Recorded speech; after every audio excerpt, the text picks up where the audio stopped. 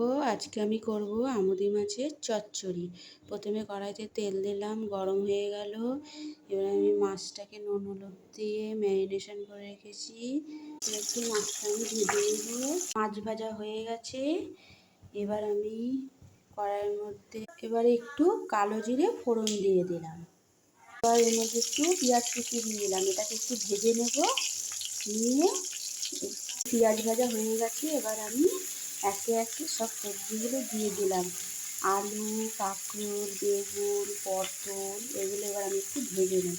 সবজিটা ভাজা হয়ে গেছে। এবার আমি একে একে আদা রসুনের পেস্ট, একটু লঙ্কার গুঁড়ো, নুন হলুদ দিয়ে কষিয়ে নেব।